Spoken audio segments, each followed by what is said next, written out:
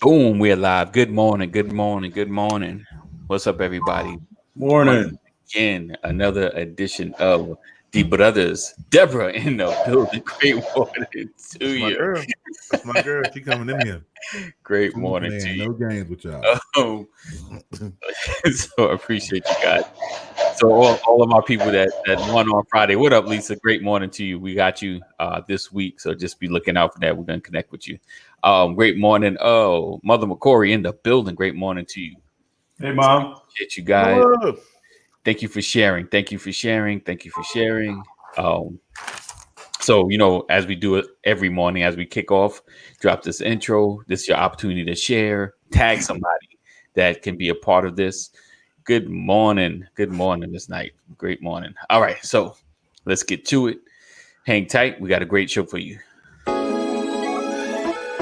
But don't be the meal. You know when you said that, don't be the meal. Experience is the best teacher, but truth is the Holy Spirit is the best teacher. If you can find the straightest path to the queen that you're supposed to be with, I believe in, and she finds her straightest path to you, then I think it gets away from all those, the skeletons in the closet. We aim for the wrong things.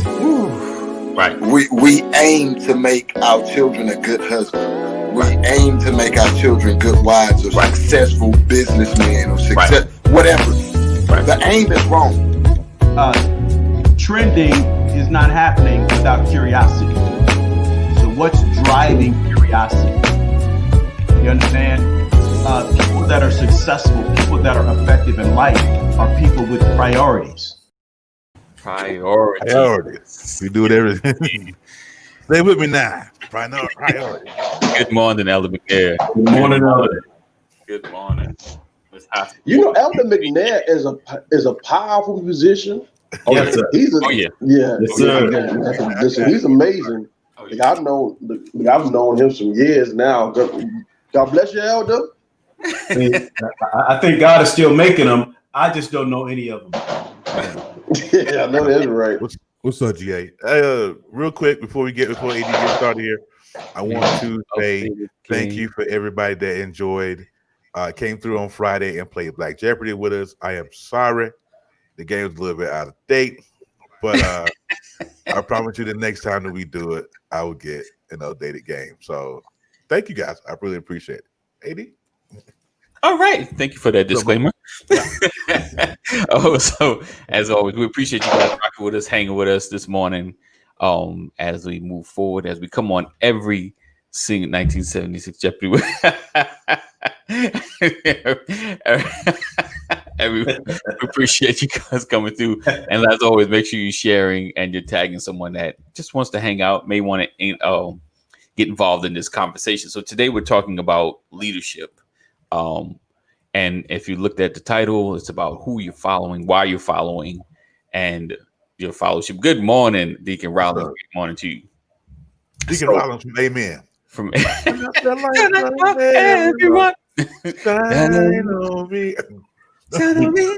All right. So basically, and I know y'all was gonna sing this morning. I would have bought up my little small little Casio keyboard. We could have went on ahead and had a concert this morning. So we're talking about leadership. So what are in following a leader or mentor, what would you say are some of the qualities that you look for when following them? And it could be, I'm gonna kind of set it two ways, either general as far as someone that you look up to that, like we don't want to be somebody, but you kind of like the direction they're going, if that makes sense.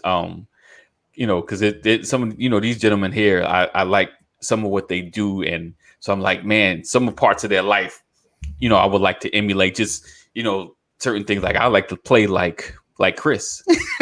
Just learn to play. But what qualities are you looking for in a mentor or someone that you will follow as far as what they do or who they are? Mm-hmm. Well, I'll start this conversation because I know Pastor McCurry, like I know he's gonna take off this one. Yeah, you already know. But I think for me, one of the main qualities that I look for from a mentor is maturity. And they have to be more advanced than me in order to mentor me. Hmm. I think sometimes we call peers mentors. I think sometimes we call people who are on our level and we try to get advice, or we try to get counsel, or we try to get a sense of wisdom from people who are on the same level that we're on. Right. Y'all know me, I talk about mentorship all the time because not only is there safety in the multitude of wise counsel, but I also believe that there's certain things that you can avoid if you have certain people in place to help you navigate your life. Right. And so one of the things that I look for personally is maturity. I look for a level of spirituality. Right. Especially when it comes down to mentorship as a believer, because there's no sense of having somebody who mentoring you who don't believe like you. And so I'm a firm believer that if you're going to have somebody to mentor you, that you should see something in them that you desire to pursue after for yourself. Right. Okay. That's good. That's good. Yeah. Terry? You muted? Yeah, you're chewing some gum. No, I mean, Marty, I'm actually eating grapes because it's my breakfast. So when I get down here, that's off work. But nonetheless, I think mine falls into the maturity category. I think it's I want somebody who's going to be cool under pressure and not get caught in their emotions. I think Chris mentioned emotions a little while ago. And that's one of the things I knew that I had to work on as a man, as a father, as a husband. Right. Is trying to stay out of my emotions and not trying to make decisions off of emotions, because I've made so many decisions based on my emotions because I didn't have to check. Yes. And I think as a leader, you got to be able to control that. There's so many variables in here, but being able to check your emotions at the door is one of the biggest ones, because I've made moves, just silly, right? Like the old Tricks commercial, silly rap for kids. That was I done a lot of crazy stuff based on, well, we're gonna move across this state because I'm mad at her, right? Or we're not gonna pay the rent this month because I got things to do. Just silly decisions. So as long as I can check my as a leader, you have to be able to check their emotions and not be someone to hold you accountable in a sense. Mm-hmm. And so that question, Chris, from Ephraim. I did see that. And no, I'm not saying that only believers can be mentors. I think you need to have different type of mentors in your life. I think you need some type of financial mentors. I think you need a big brother, big sister, somebody who can give you something that you don't have for yourself. But I think from a believer standpoint, I think that you can get everything that you need to get from those who believe like you. I do believe that. I believe that there are financial mentors that are a part of the kingdom of God. Like there are married couples who've been married 20, 30 years who are spiritually grounded. And so I'm not saying that you cannot be mentored by anybody who's not a believer, but I just think for those who are believers, that we should look for those who have the same type of mentality that we have, in order for us to be mentored the right way. Okay. Pastor, what you think? Now, Pastor Brian. Everybody go on mute, sit back and listen. No, it's not. I won't go on a rant. I think that all of these answers are correct. I think about when you're aiming for something, when you're setting a goal, right? When I would aim in the military as a sharpshooter, I'm always trying to hit my what? Your target. Well, your target, yeah. Right. You always want to hit your target. So people who know me have always heard me say things like, always have a target in your life, right? To me, a leader, and I think you said this, AD, is something that you're aiming for. Right. Someone that's been where I'm trying to get. Right. So you need a target. I love what Elder McNair put in there, mark the perfect man from Psalms 37. Right. Mark the perfect man and watch him, behold. Right. I think somebody mentioned peace because it talks about he brings peace, stability. Right. So I think all of that is great. I don't think you have to be the dumbest person in the room. I think you can be the smartest person in the room intellectually, but not have all of the experience. Absolutely. Right. So you want that applied knowledge. Right. So I think that it's great to have that. I have always said that if I'm looking for a leader, I want to see a future in my leader. Right. If you can't see a future in your leader, then you're looking in the wrong direction. I think even in the opening, Dwayne Goodson talked about aiming, and sometimes you aim for the wrong things. Right.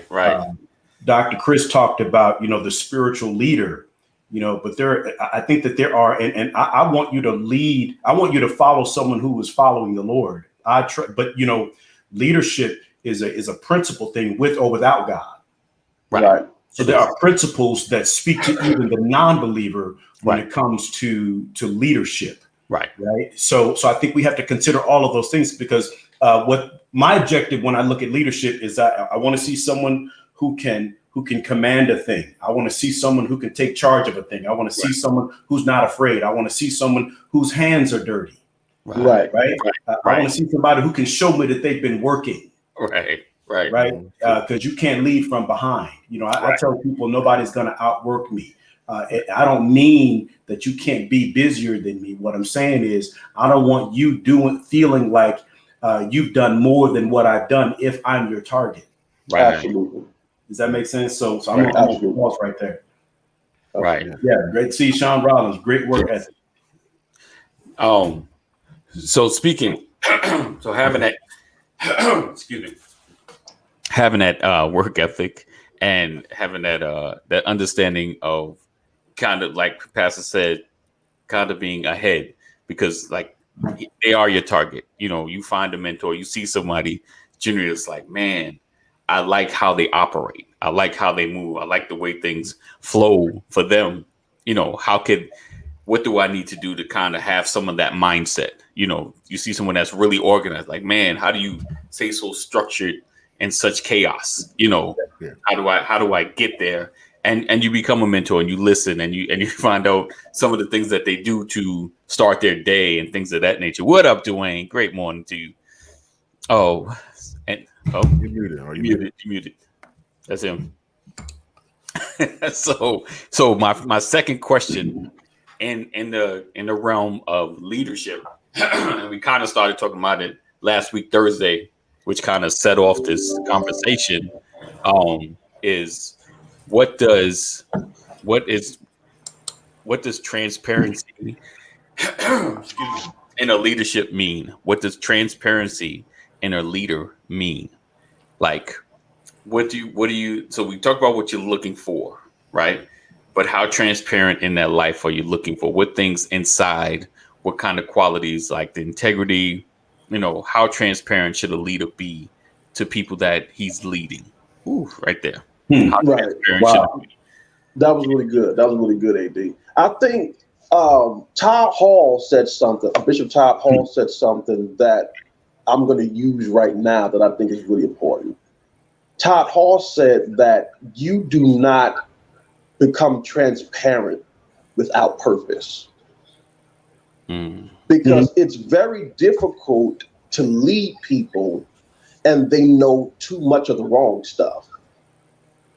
And so I think one thing that we got to realize about transparency is that you're sharing your weaknesses in your time of vulnerability but you want to share it with somebody who will use what Pastor McCrary said and use that applied knowledge. There's a lot of people who you can share your past and share your secrets with, but you also have to make sure that you understand their motive.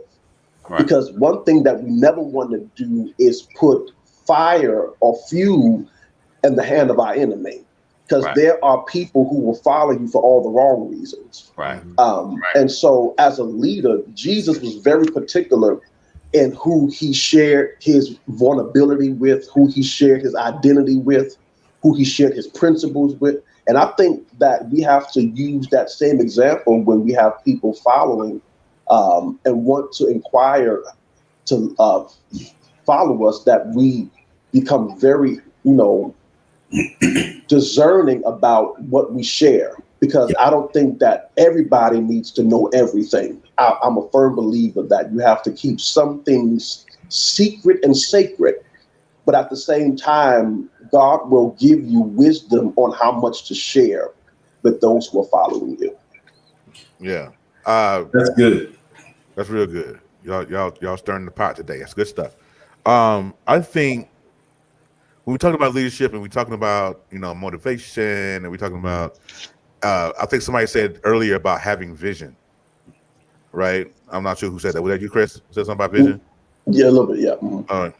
So I think, and maybe I'm wrong here. I'm a little amateurish when it comes to this kind of stuff. But when we're talking about vision, we got to have a clear vision, right? So in order to have a clear vision, you first have to be whole. There's a lot of leaders walking around here who are not whole still. I think there's a lot of men who call themselves to be leaders, and they're still broken in certain places, and they're trying to lead people. It's like that old saying, the blind leading the blind. You can't be, I've been there to where I've tried to lead a group of folk and broke, and it just never worked out. So I feel like, the first thing we need to do is to be whole when it comes to kind of doing it, especially when you're doing stuff like this. It's just like people who, like pastors. Like, I know some pastors who went and started a church broken, and then they wonder why their ministry never took off, because they was leading from behind. Something like somebody said a lot. I think that we need to kind of get there, become whole, and then you're able to have that clear vision to be able to lead, and then everything else will come into place. It's kind of like playing Jenga here. If you if you knock out the peas, you know what I'm saying? If you knock out the peas, you know what I'm saying? You feel me, right? I know you. That's a Brian feel me. Why you smiling down there? No, that's good. Because I just want to make sure that people understand what you mean. Because being whole does not equate to being without fault. No, true. Yeah. Right. So I love that. I think it's important. Dr. Burton said something critical, and it leads to, when you launch a business, one thing that they always make sure that one thing that people always encourage you to have when you launch a business is a mission statement. Mm-hmm. Right? You need to have a purpose. Why are we doing what we're doing? Right. Because that's that's why you don't have to tell everything. Transparency does not mean I give you everything. Right. Transparency means I have given you a clear understanding of our purpose and our mission, and everything that the structure is sitting on should lead and drive you towards the fulfillment of that purpose and that mission. Absolutely. Right? I don't have to tell you everything, but if you have the confidence that what we're doing lines up with our purpose and our mission, we can still be successful. Absolutely. And what happens is, even in those areas where you fall short, you are enabling people to fill in those gaps to achieve that purpose without having to tell everything. Because when it comes to vision, not everyone on your team is going to see it. That's good. Yes. Right. That's why purpose is so critical. That's why mission is so critical. Jesus said, I am here to do the will of him that sent me. So if you know what his will is, you can get with me. Possibly. Right. Absolutely. Right. Absolutely. Hey, can you put Sean's last comment back up, AD? And this when he said that the person that I saw was Joshua and Caleb, because they were being groomed for leadership, but they wasn't the leader yet. And it inspires something for me, because everybody think that leaders have to be without fear, without doubt, any of those things. No, it's knowing that what's in you is greater than what you oppose, because they saw the exact same thing that every other spy saw when they went out. Yet still, they were like, we're well able. They saw they knew the mission. Right. They knew who had given it to them. They knew that it was already theirs. Now it was as simple as possessing what was already theirs. Now you get a lesser leader, the other spies, oh, they're giants. We're going to lose a lot of people. I don't know if we can take it. But leaders, in spite of fear, in spite of logic and reason, sometimes still do what they have to do. Because of that, I like to subscribe to, and I apologize if Pastor McCory, I know he's former military. If he's mentioned this already, my apologies. But I subscribe to the old Army way of leadership, and it's 3 words: simply be, know, and do. That's the way the Army talks about leadership. Be the leader who you want to people to follow you. Be that person.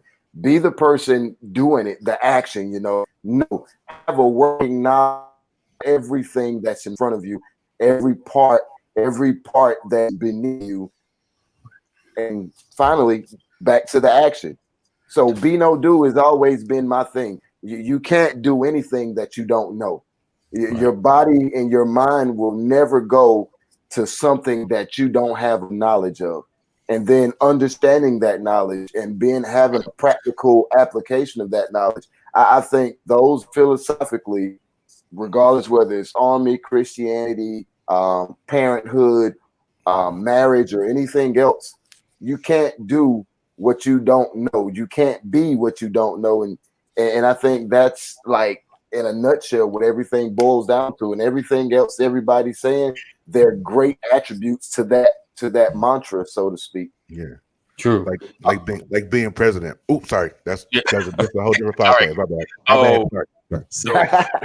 So real quick, quick reset. You are rocking with the Brothers of Legacy, where we come on and talk about every issue dealing with men, leaders, and everything else dealing in our community. We're on every single day, Monday through Friday at 9 a.m. So I appreciate you guys rocking with us. Make sure you share. Sharing is caring, and tag someone that needs to hear this message, on the slide. Some leader that you like, you know what? I'm going to put his name in there. So, and share by accident to that message. You're like, that, But every now and then we play outdated Black Jeopardy.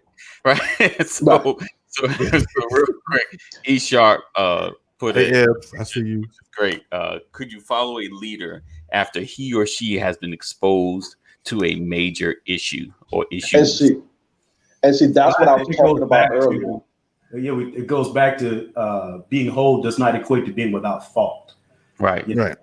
I think we make mistakes. I think integrity and character plays a major role in defining what you mean when you talk about exposure.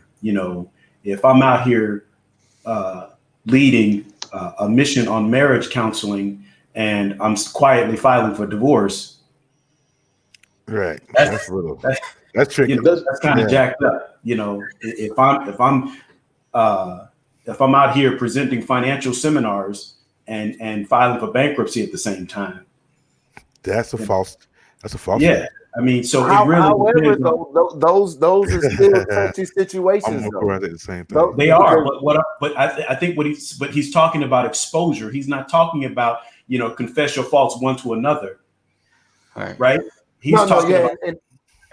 No, I get that. For instance, what I'm saying is, let's say Pastor A and First Lady A are running a marriage ministry, right? Right. And all of a sudden, First Lady A, for whatever the reason is just done with Pastor A. Now, let's say that Pastor A has run his course and he did I won't say everything right, but he didn't give a divorceable reason for them to be going through that. Now, in that case, and this is one of those things where you can't just hear first knowledge without knowing those who labor among you. Pat A may be completely right, and his knowledge doesn't change.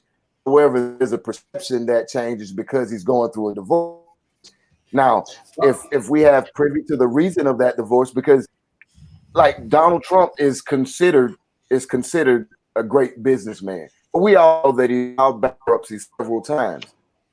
You don't have to be perfect in a situation in order to be able to give the right principles and to show an example of what the hard work and the right looks like. It does go back to what character and integrity plays a role. Right, exactly. And I guess you did say that. Your character and integrity plays a major role when you get exposed with stuff like that, because there's where you have the gap fillers, right? People can humanize you when you're a person of character. I tell people this all the time. I don't have anything against Donald Trump's business ethics, but the man is a pig. Right. He's a pig. He's a wealthy pig, but he's still a pig. Right? And because I know he's a pig, wasn't it, Chris? That's good. Wealth, but it has been at the cost of people who thought they could trust him. Right. So you said something earlier too, man, and I want to go back to something you said earlier, Dwayne, about Cheryl. Leaders. You know, great leaders raise leaders. Right. Great leaders can identify silent leadership equity. Right.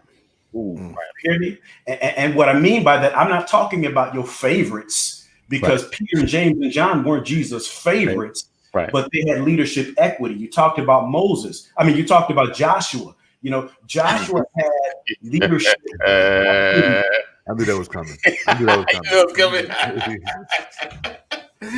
Somebody was gonna say it. I knew somebody was gonna say it. I said, no, yeah, but it's gonna be PJ. Tell you something about marriage and divorce, though.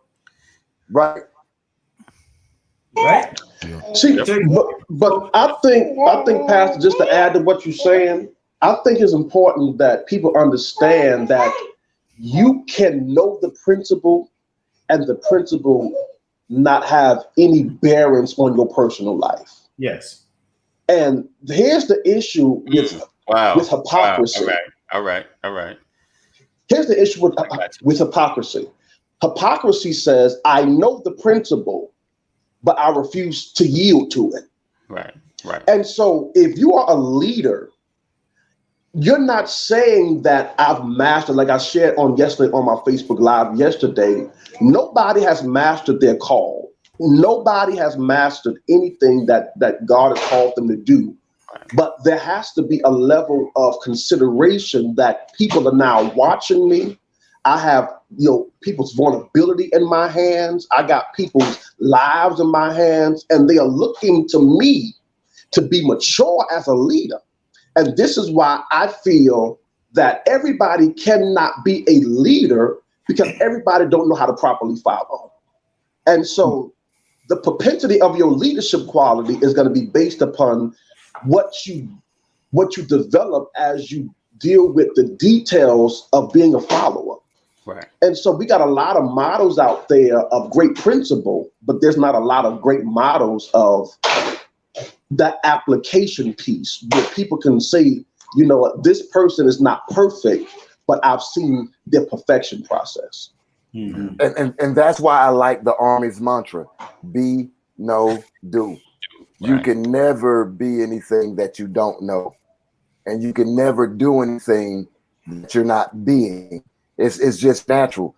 And the humanizing part of that, it is important. And that's why I'm glad that Pastor talked about the character and integrity, because the truth of the matter is every single human in leadership is going to disappoint somebody at some point.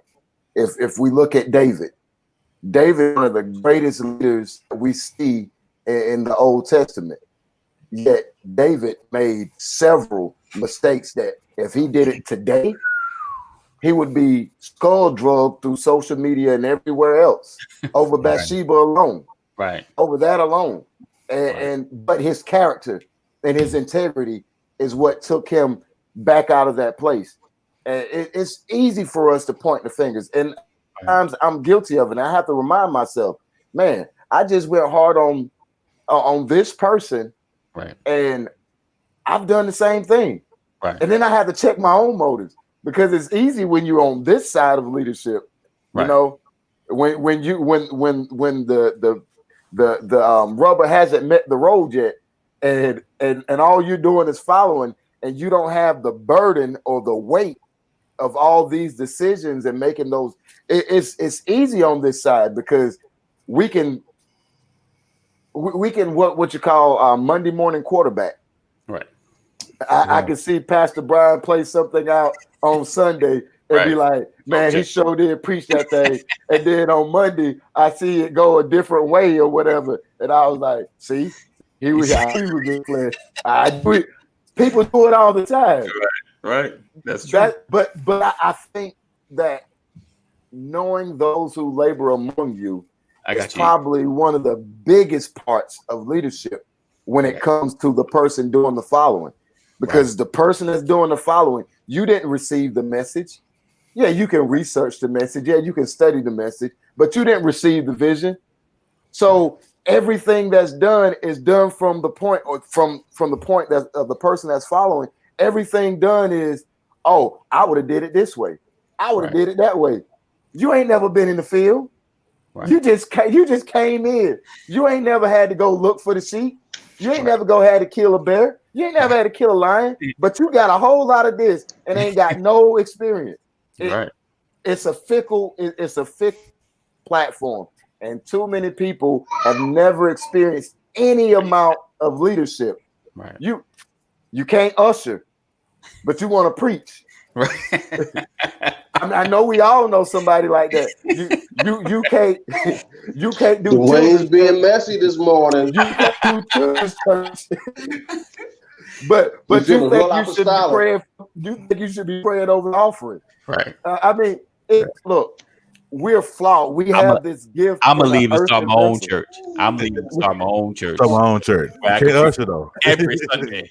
Every Sunday. All right, hold on. Right. Let me go. Miss Deborah had a question before we get to I know. That's what I was going to, brother. Oh, okay. My bad. I thought we were going to Ephraim's question. No, not yet. I got All right. Take it slow. What if a leader makes a mistake? They are still doing it after their divorce and still leading. That's what Pastor Brian just called a character flaw.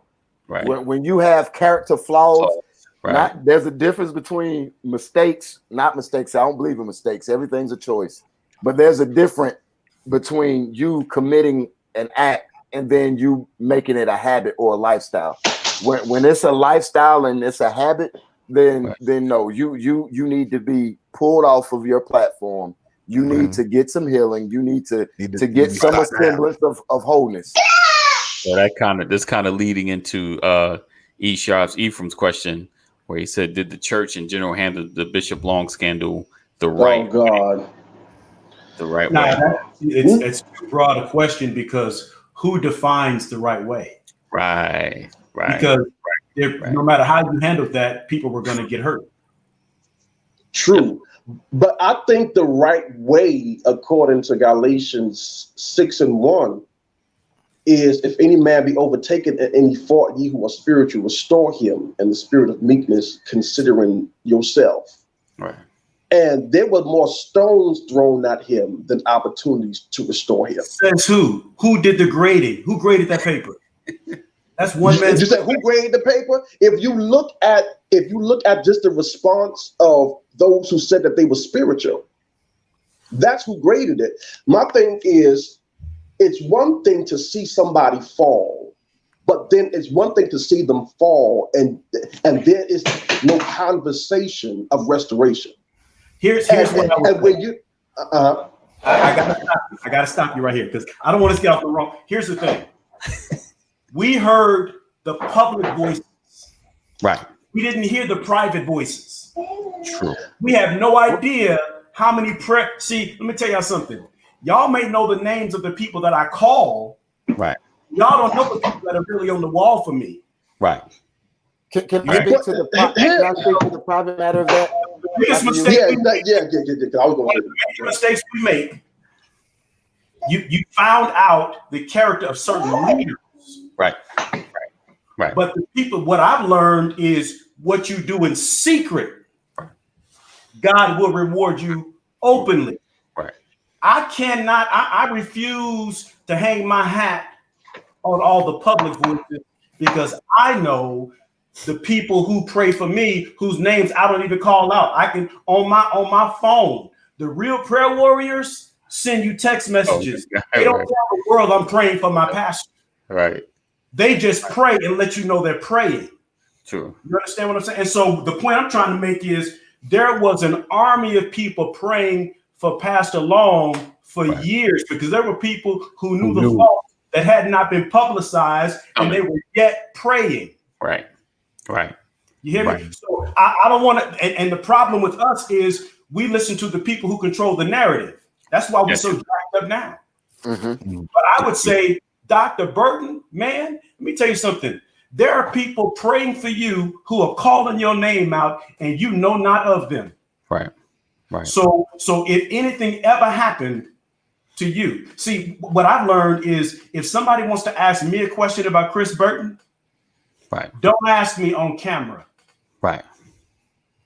Ask me privately, because I'll tell you straight up. Because I have supported people publicly and have been ridiculed because I have supported my leader publicly. Right. People have said to me, or people have whispered about me, oh, he drinking that Jim Jones Kool-Aid. I can't believe he's standing out here publicly and supporting that man. It don't make no sense. That man is a crook. And I'm standing here supporting. Why? Because I have been assigned. Right. It's my assignment to cover the man or woman of God. Now, privately, hey, we need to get this right. Right. So I'm saying what I'm saying is there are many people vying for position, and a lot of them folks wanted Long's church. Well, that's true. But go ahead. The private side of it, I didn't personally know Bishop Long. Right. But an extremely close friend of mine was a prominent pastor who had a personal relationship with Bishop Long, and he had a relationship with Bishop Long's son as well.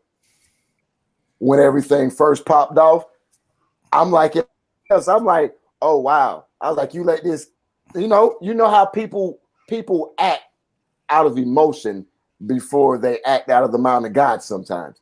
And like most people, I was like, it was one thing that let it happen once, but I was like, this dude just coming out saying that he been here, they did this, he did this. I was like, he wasn't thinking about his wife, he wasn't thinking about his church, and then God hit me with He was like, yeah, how many times have you done that? And you won't think about it. He was giving me them Joe Frazier body shots. And I was like, huh? He was like, yeah. He's like, wait a minute, you divorced, right? Didn't you cheat a couple times? He was like, did I treat you? But then he gave me the confirmation. So because me and this pastor had a great relationship, and like probably 50% of every mega ministry he had some type of close affiliation to because of his prior job, he let me in on a whole lot of things that I didn't know. And when he was telling me how he admitted these faults years ago, and there were several brothers that prayed for him and laid hands on him, and he was using accountability. This was an aspect I don't think I've ever heard it in the public, but because I was connected to somebody who was connected to him, I got corrected when I spoke on it. And it wasn't like, shut up, you don't know what you're talking about. He was like, it's easy to hear what people who don't know God are saying about this situation right now. But he said, I'm telling you, this brother's cried with me. He was like, there was some parts of it where some of us thought he was ashamed and he got caught up in his own stuff. And that's why he was like, I truly believe. He was like, it's only between him and God, but I truly believe he's repentant. And then I met his son. Of course, a son is going to love their parent. But to see the level of respect from the. This is what his son said. This is what his son said. He said, "My daddy was a man." He was like, "I didn't agree with everything my daddy did, but he was like, the man that I am today in the Bible is because of all the seeds that my daddy planted in me." He was like, so yeah, he went astray. Yeah, he messed up. Yeah, he gave us a black eye. But he's the same man that prayed at midnight for people whose children just got locked up. He was the same man that was going to jails, and the same man going to houses and neglecting me and my mama and my siblings because he was doing the work. So it's a difficult situation, and that was one of those things where openly. Now I can see if Bishop Eddie Long, and I ain't gonna call no names, is starting to say, "Well, the Apostle Paul got it wrong here, and this is what the Bible actually meant." Now, if you're gonna criticize a leader for that, that's a different story. But for being a man and falling, but still getting up and repenting, I don't know. It's a tricky situation. But Burton telling it, the reality is, we are supposed to pray for our leaders. That's real. That's the truth. Yes. And my only issue is there were many people praying, but they put the cameras on the wrong people. Right. That's the only point I was trying to make, is that if you're going to stand as a man of God, as a leader in the church, if you're going to stand up publicly and put down this person for his actions, and he's a leader, he's your peer, something's wrong with you. Right. Whether you agree with it or not, something is wrong with you. And I think that's what Burton is saying. A lot of us leaders have to remember to pray and lift up and encourage our leaders and don't put them down. Right. And I think the greatest testimony of a leader, y'all have heard me say this, it's not going to come out of their own mouth. It's going to come out of the mouths of the people whose lives they impacted. True. My children, when I train my children, and Goodson, I heard you say, I don't believe in mistakes because everything is a choice.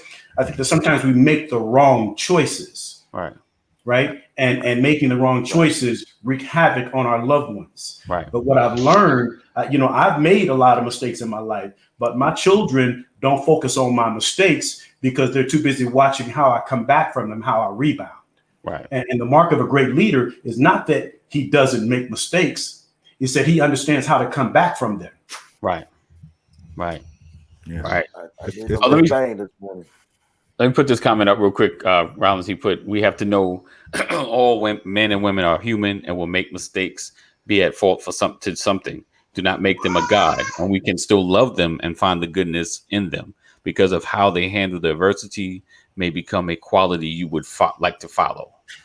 Testimony. When I first moved to Georgia, I saw Eddie Long on TV. Right. I said, "Oh, look at this man of God out here preaching. He bringing." And then one night we had the television on, and I had to call my wife downstairs. I said, "Lovely, come look at this." And what I saw in service one night, he had on this long tunic, and the sleeves were cut off. So his arms were out, right? He was jacked. And he had the gel. Jerry Curl, S. Curl. Yeah, right. Right. And he did an altar call. And in this scene, I saw him with the microphone in his hand. He was standing, he had come out from behind the rostrum. He was standing on the stairs in front of the rostrum. The rostrum was behind him. He called people up. He had the microphone in his hand. And he had people coming up to the altar. And he had them raising their hands. Right. And here's the image that I saw. I saw him with his hand outstretched like this over the people. And I saw at least 200, 300 people with their hand lifted up, pointing towards Eddie Long. And I said, that right there is the beginning of the end. Wow. Because in that picture, right, I didn't see them reaching out to God. I saw them reaching out to Eddie Long. Right. Right. And to me, everything else went downhill after that. I'm not saying that I called it or anything like that. I'm saying, I got I saw that. Yeah. I saw him. I saw that, And then I saw one night they had built this.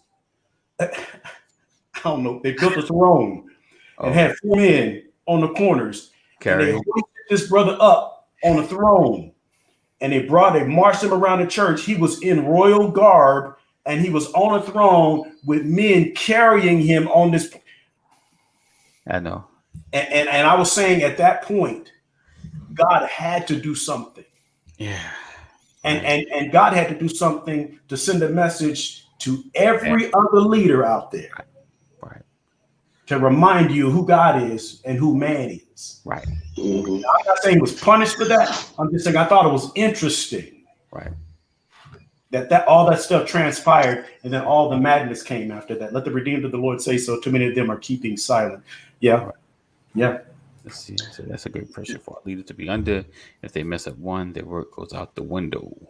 Right. And see that is my perception. And that is what I'm saying about the finiteness of man. Because I think sometimes we don't realize that when you're in leadership,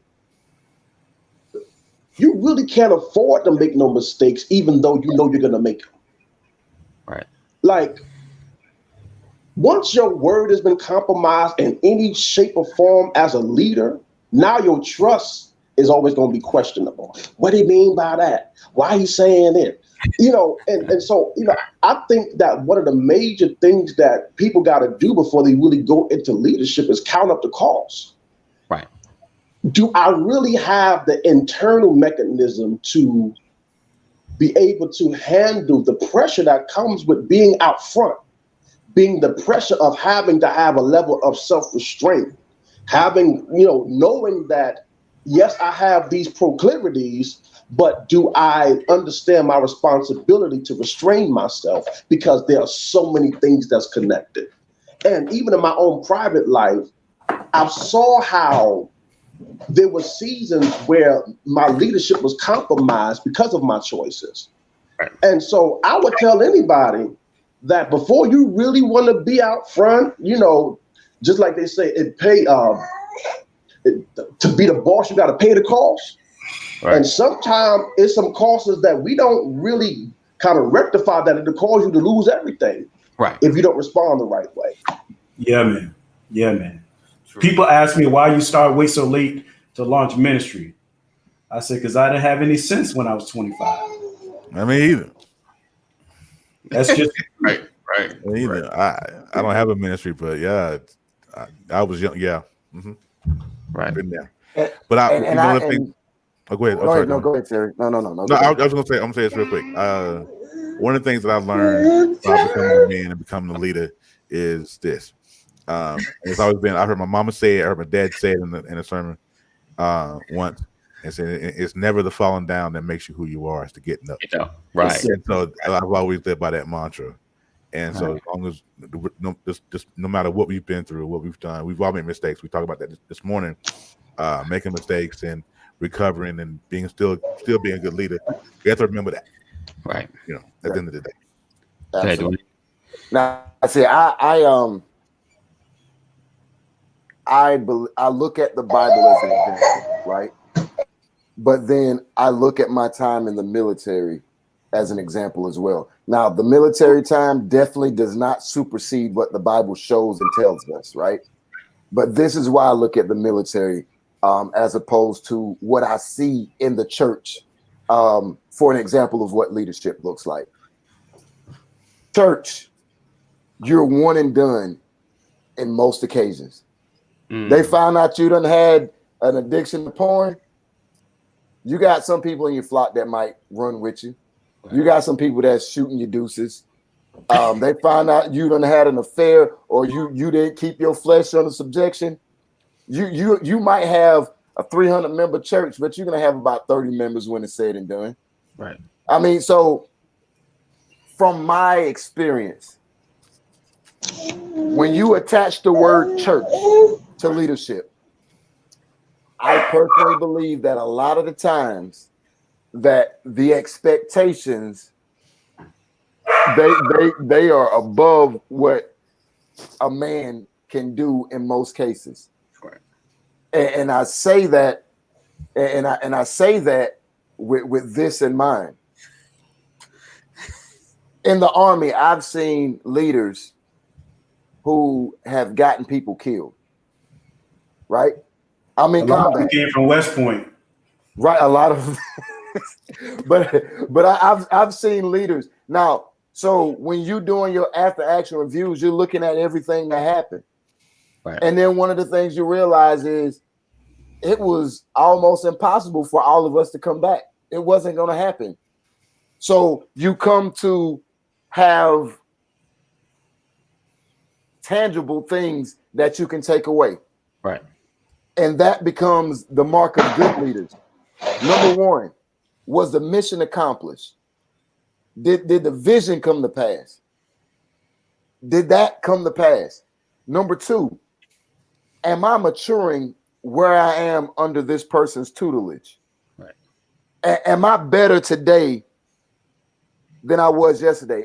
Am I being impacted by the word that's going forth? Right. And number three, can I trust this person? Right.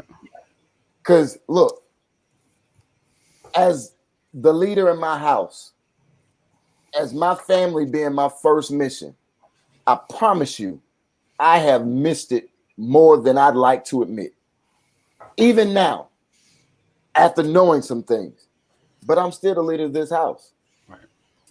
Some people are called, some people aren't called. I think a lot of the stuff that we get caught up in are concerning those people who wasn't called. Not everything, but a lot.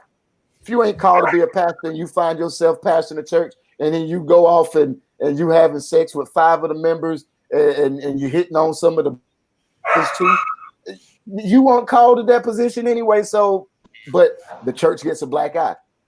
This is like, but you know what, though, I think, but you know what, I think we have to really keep in mind that it's the job of the leader to prevent you from making certain mistakes in your life. Mm-hmm. You know, because it's not just about learning from the weakness, but you don't necessarily have to become a crackhead to know that crack is not healthy for you. Right. You know what I'm saying? And sometimes I think we get distorted and we allow the weakness perception to be the driving force of how we learn. I love and it. One thing that I'm learning is that because I love God, because I want to walk in his statue, there's a part of him that he placed in me. Oh, that's good. Yeah. That's supposed to keep me from doing certain things that will put certain things in compromise. Now, I get it. All of us are human. All of us have made mistakes. But there comes a place of maturity when you realize that you can't afford these certain things. And now you got to start thinking out of a prevention standpoint versus I've got to learn from the pain that I survived. Right. Remember, you have to have I love what you just said, Burton, man. I think we need to chop that and put it in its own little frame. Right. I say this to people all the time. You know, the Bible says my people are destroyed for lack of knowledge. Right? Ignorance kills. Right. And to your point, you don't have to be a crackhead to know that it's bad. What I tell people is great leaders they want to give you as much information as possible, right? To equip you and empower you to make an informed decision. Because when you have the information and you choose wrong, that's just a dumb decision. Right. I don't want your decision to be based on ignorance. I want it to be based on you just being a dummy because you knew better and you did it anyway. Right. So what I think Burton is saying is you as a leader, you have to make sure that you give them as much information as you can so people can make informed decisions. Right. Right. Absolutely. And the last thing I'm gonna say, because I know we gotta get ready to go. And the last thing I'm gonna say too is we gotta remember as believers, we have another element in place that's supposed to lead us and guide us into all truth. Right. Which is the Holy Spirit. Come on, Holy Spirit. Come on, Holy Spirit. And sometimes we don't give the Holy Spirit enough credit in his mentorship in our private life. Right. I used to be crazy, y'all. Listen, I'm just gonna tell you, I used to be crazy, and I used to tell myself that there's certain things that I cannot conquer because this is a weakness. But then I had to realize that my strengths are a choice and my weaknesses are a choice. Now, what am I going to choose in the process is going to determine where I end up. That's why your aim, your goal, and who you following is really important. All right. So we're going to table. We're going to part two because Ephraim had a good question. And we're going to dig into that because I know Pastor has shared on that quite a few times. Should there be an age limit on church leadership like we do for a president? So I kind of know where Pastor's going to go, but it's going to be a minute and everyone's going to share. So tomorrow we're going to kind of tackle that because, I like to leave y'all with a cliffhanger. All right. So you guys, I appreciate you rocking with us, hanging with us. So we're starting tomorrow, right there? Right there. That's where we start. There. That's put the bookmark Somebody screenshot that. Screenshot. This is gonna be good. This is gonna be good. Ooh, it's gonna be good. Oh yeah. All right. So make sure you guys follow. Make sure you tag somebody. Share with us. And listen, we're on YouTube. I want some of you guys to roll over to YouTube, subscribe to the page, put some comments up, give us a review. Because we're growing in numbers and everywhere else. So YouTube is our new platform. So make sure you share out so other people that are in the YouTube land can see what we got going on. All right. You know how that works. All right. So appreciate you guys. We will see you guys tomorrow. Same time, same bad channels. And like always, know that we love you, but God loves you more. Take care, guys. See you tomorrow.